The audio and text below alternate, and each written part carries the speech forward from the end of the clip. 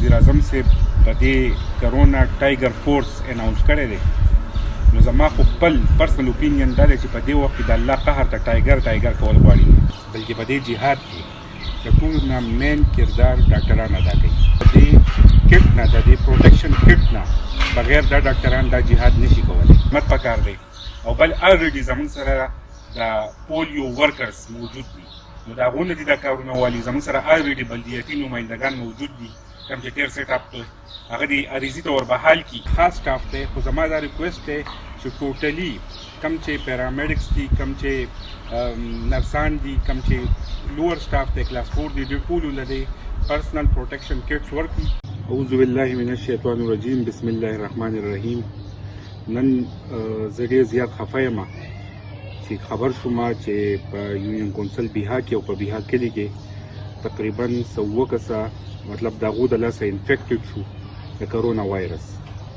نو زما مقامي انتظامیې ته کوم چې مطلب اے سی دی او ډي سی صاحب دی، ډي ایچ او صاحب دی، دې ټولو ته زما یو ریکویسټ دی چې دوی دې فوراً لاړ شي او کم خلکو سره چې هغه خلک میلاو شوی دی په جوماتونو کې، په ګاونډ کې، په لاسنیوه کې، نو د هغو دې فوراً ټسټونه وشي.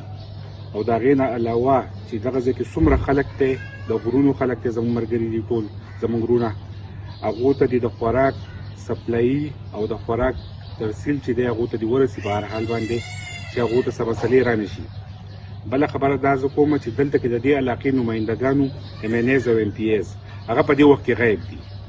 نو زما دا د ویډیو په ترو باندې دا ریکویسټ دی چې هغه نمایندګان دې راشي او په دې سخت وخت کې د خپل خلکو سره ودرېږي چې په دې وخت کې بلکې په دې جهاد کې د ټولو نه مین کردار ډاکټران ادا کوي. لکه څنګه چې فوج بارډر باندې ولاړ دي، داسې په دې وخت کې ډاکټران په دې محاذ باندې ولاړ دي. نو بغیر د اسلحې نه فوجي بارډر ته نشي تللی او بغیر د دې کټ نه، د دې پروټیکشن کټ نه بغیر دا ډاکټران دا جهاد نشي کولی. ځکه چې مطلب دا دی چې دا بیا خودکشي ده. که تو بغیر د پروټیکشن نه د خلکو خدمت کوي نو دا خودکشي ده. نو دو څه څیزونه ورکړی شوي دي کوم چې خاص سټاف دی، خو زما دا ریکویسټ دی چې ټوټلي کوم چې پیرامیډکس دي، کوم چې نرسان دي، کوم چې لوور سټاف دی کلاس 4 دي، دوی ټولو له دې پرسنل پروټیکشن کټس ورکړي او چې دوی په نره باندې په دې جهاد کې حصه والي. وزیر اعظم صاحب په دې کرونا ټایګر فورس اناونس کړی دی، نو زما خو خپل پرسنل اوپینین دا دی چې په دې وخت کې د الله قهر ته ټایګر کول غواړي. ټیک شو، ښه په خاکساره باندې، ښه په عاجزۍ باندې د خلکو خدمت پکار دی. او بل الریډي زموږ سره د پولیو ورکرز موجود دي، نو د هغو نه دي دا کارونه والي. زموږ سره الریډي بلدیاتي نمایندګان موجود دي، کوم چې تېر سیټ اپ دی هغه دې عریضي ته وربحال کړي او د هغو نه دي دا کار والي.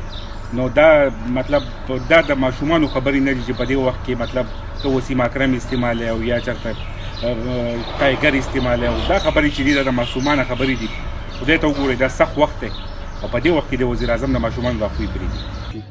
د دې نه علاوه زما د خپلې پارټۍ چیرمن جناب بلاول بټو صاحب ته دا درخواست دی چې هغه دې د خپلو پارټۍ د وسایلو نه